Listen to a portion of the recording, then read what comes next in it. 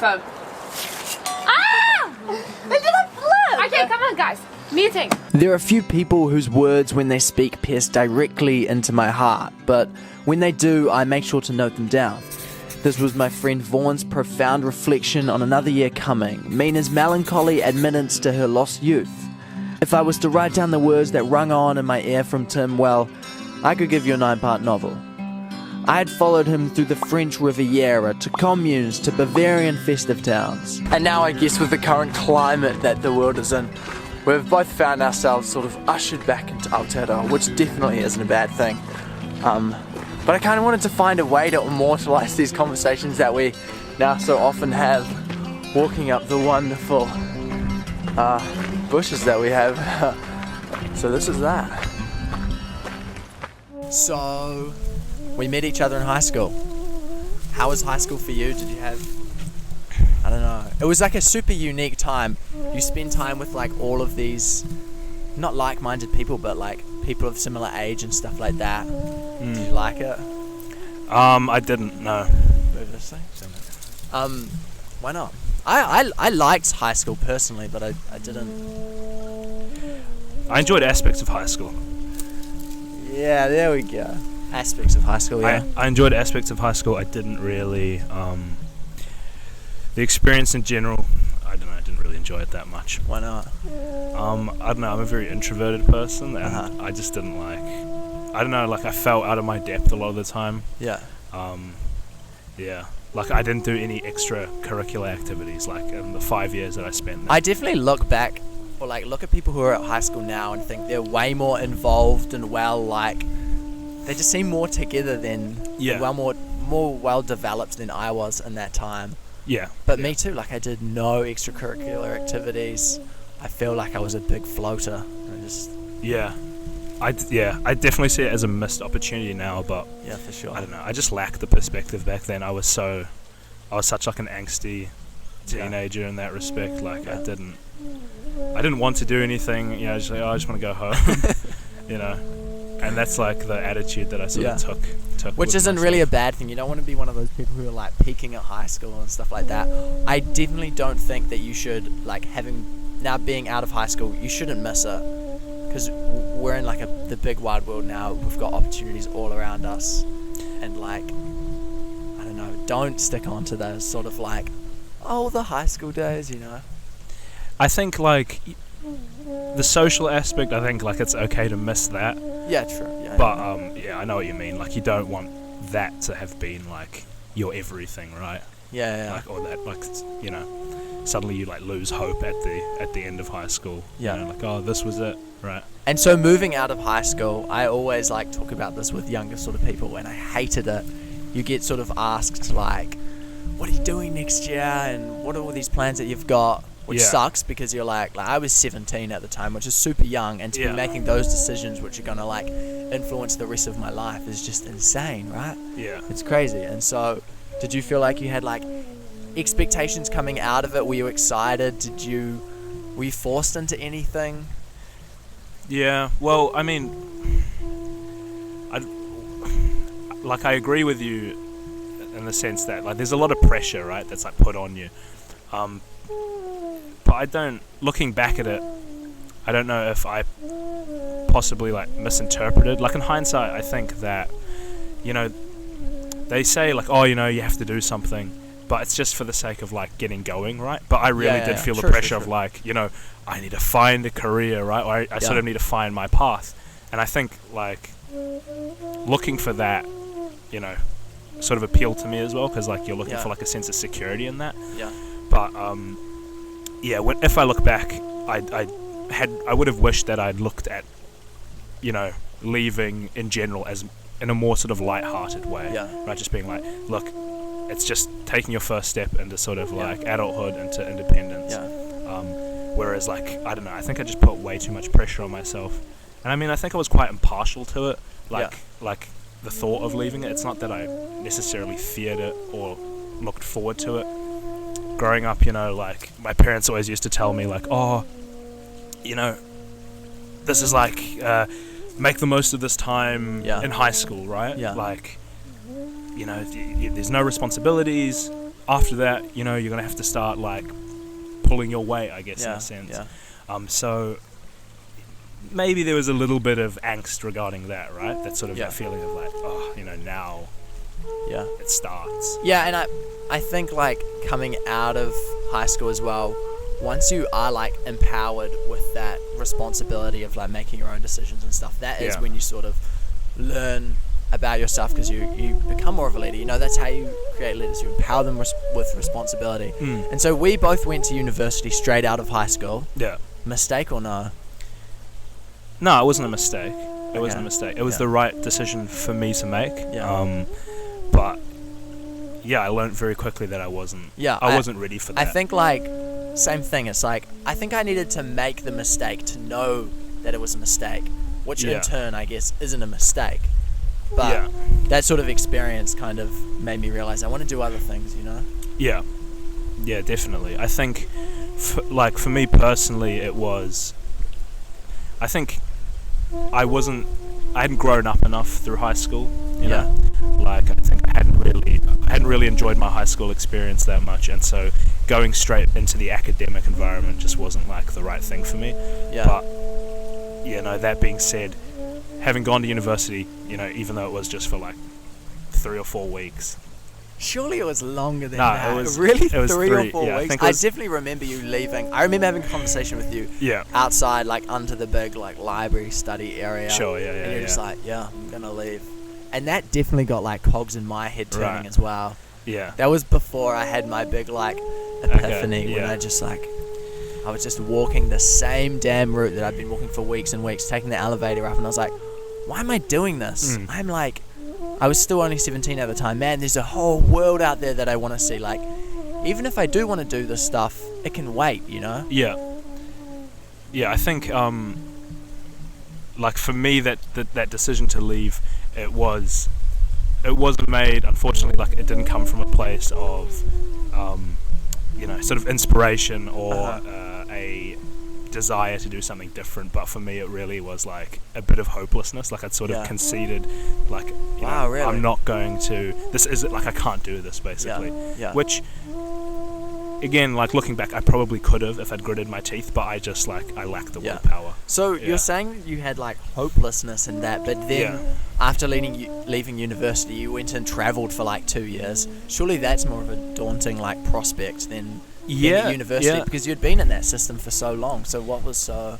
Well, it wasn't straight away either, you know, like I took about, so I was, for about 8 months after university, I did not much. Yeah. I was just at home. I was part of the volunteer fire brigade here in Eastbourne, which like I'm really thankful that gave me something to do, but like in that time, I was really going through like an identity crisis, because I'd like seen the, you know, the sort of figurative, I don't know, I guess like ascension, you know, like the staircase of like the educational path, you know, like the next step, the next step, the next step. And when I dropped out and I sort of like conceded like, oh, you know, I just really don't, I lack the will to actually go through with this. It was very daunting, because at that point in my life I also sort of lacked the confidence in myself to actually go and do something differently as well, because I'd always sort of thought in that sort of linear way about how my future was going to progress. So it took me a long time, and eventually then it sort of came around like, okay, well, you know, I've got the option to travel. You know, coming from Germany originally, I've got the passport, I've got the means to go and do that, and I should go and do it, you know. As long as I'm not sure what I want to do, I should go and sort of just like test. And around that same time, you did like a spurt in Japan, right? Was that almost like testing the waters sort of thing? It wasn't testing the waters. It just like, it's just how it happened. Like my brother was studying in Japan. He was doing a year abroad. It just happened to be that year. But it definitely, going over there, gave me a taste of like, you know, I want to get out. I want to go and like see, you know, what else there is in the world. Yeah. And so do you think that is kind of like a defining experience, like I have written in the notebook? Is that like something that happened that made you want to take responsibility for your own sort of like future and things like that? Look, it definitely was a defining experience. I sort of see it in hindsight. It was like a real blessing, because it just happened that happened to be that my brother was over there. I went and saw him, but it just sort of gave me like a taste for life again. I was like, right, I don't have to, because like before that I was really in sort of this like mental, I don't know, this mental prison that I couldn't really see, like, you know, I'm going to have to commit to something, I don't know what I want. But then sort of seeing, you know, traveling, you know, that is something that's really enjoyable, that I can commit myself to and have fun doing it as well. It just sort of gave me like a bit of zest for life, you know, to actually go and like, okay, right, decision made, this is what I'm going to do. So what was it practically? Was it just like the freedom of adventure and just being able to be yourself? Wow, because it's like you're committing to a big thing like travel in general, but like you're not really committing to much. So you're just kind of like floating around, exploring. But I think that's like the stuff that you were learning, or the things you were seeing, or the people you were meeting. What was it? Well, to be honest, all those things are great, but I think they're byproducts of, like, in essence, it was almost like committing to not committing to something. Yeah, you know what I mean? that's just sort of saying like, I'm going to allow myself this time to sort of be a bit of a drifter. Yeah. To sort of take myself out of that state of limbo which I'd been in after I, you know, left high school and then into university. I've sort of been like, you know, the sort of state of not knowing. Yeah. You know, to sort of say, right, I'm going to allow myself to not commit, but still to like benefit from that time. You know, be constructive. Which I think is totally important, to be able to like set aside time to be able to figure yourself out. Definitely, yeah. And like gauge some sense of like self-awareness. Yeah. Wasp. Yeah. Oh no. I love bees. I mean, it's not a bee, but see ya, buddy. Yeah, I don't know. I would encourage everyone who's like leaving high school and in that same sort of limbo zone, like just to take a step back and like go on some crazy thing by yourself. I think is very important. Figure yourself out like by yourself. Don't let anyone sort of play into that. Like I think a lot of people like at that age sort of cling on to someone so that they can find meaning for themselves through them.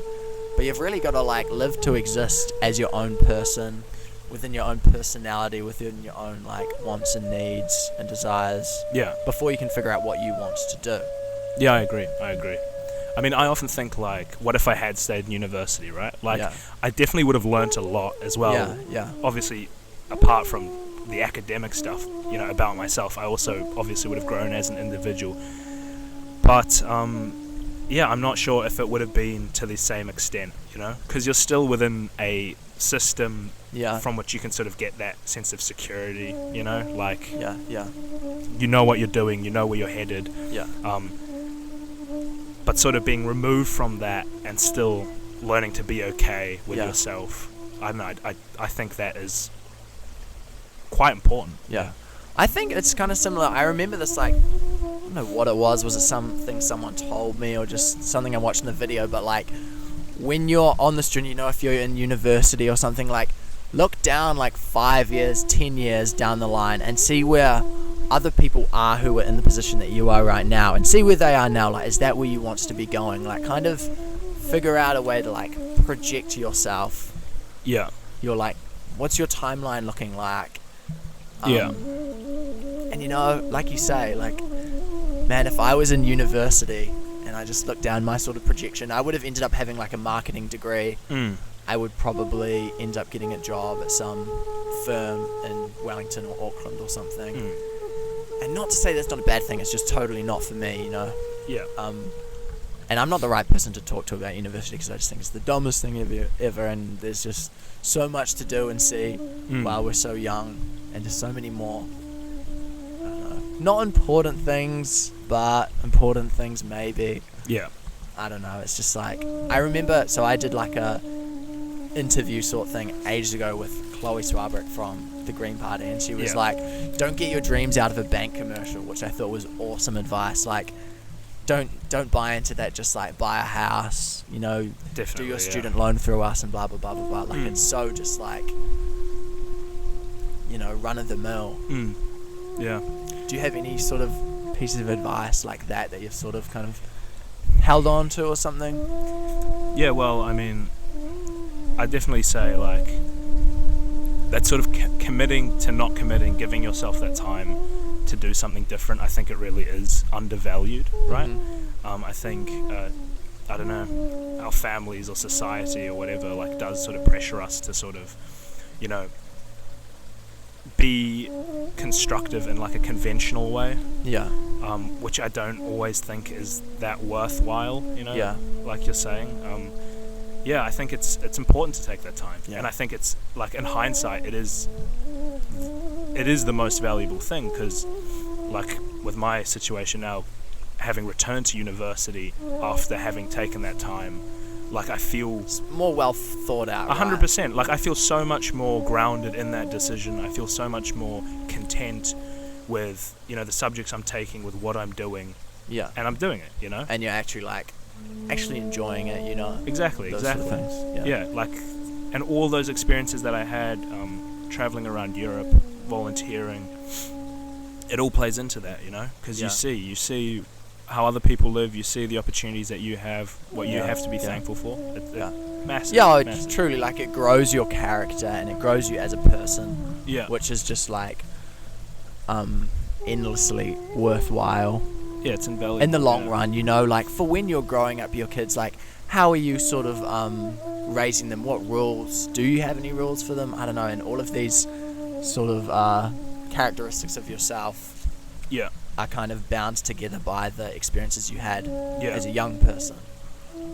Yeah. A real interesting thing actually that one of the top party people said is that like the best return on investment in the world is early childhood care. You spend $1 on a child who's like 0 to 6 months and you get $4 in a return when they're like much older. So like the things that you teach kids and the way that you mold them when they're young will truly like grow them as people as they're older.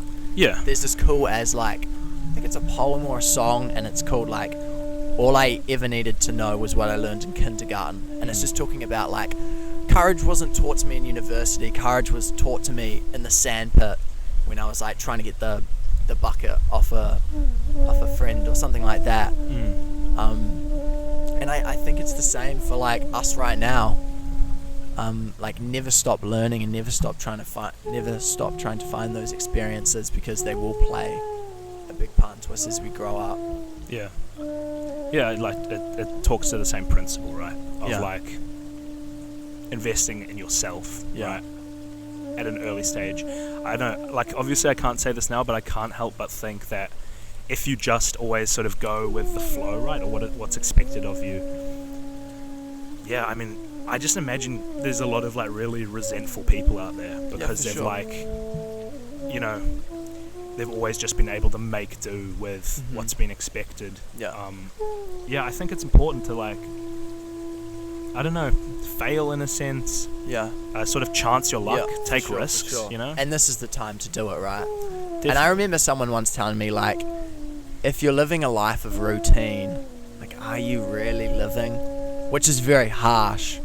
But I think it's true. Like, you need to have these like crazy failures and stuff, because, you know, one day you know, on some sunny Tuesday afternoon, just out of nowhere, something's going to happen. And like, I don't know, that can really make a mess of your life if you don't learn to be able to like deal with yourself before that, because you were so busy doing something else, you know. Like, it's good to shake yourself up and to sort of do something different, I guess. Especially, like you say, at an early age. Like, now's the time. Because that's life, you know. Like, I think we like to imagine it goes smoothly in one direction, but it just doesn't, you know. Things happen, you know, like just beneath the surface of sort of,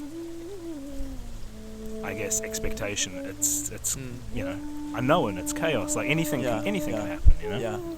And in the movie, like, I think it's Rushmore by Wes Anderson, like the main character, one of the opening lines is just like, just find something you love to do and just do it every day for the rest of your life, which I think is a cool, just like, that's just like a constant sort of practical thing that you can just grab. Like, first of all, figure out who you are by these sort of things, and then figure out what you love, and then just keep doing that. Just keep doing it. But also, I think it's important to like sort of predicate that finding what you love, that's a journey, you know? Like, it's not, I think you're very lucky if you know that, like, instinctively, just Yeah, like, true, from But the like, get-go. I think that knowledge sort of inherently comes from like having these experiences and finding out about yourself. Exactly. I think it all Yeah, starts yeah, yeah. from like self-awareness. Yeah, and yeah, I agree. Yeah, I think like it's so easy to be a floater, and it's so easy just to kind of drift around, try and please everyone, you know, try not to cause too much chaos.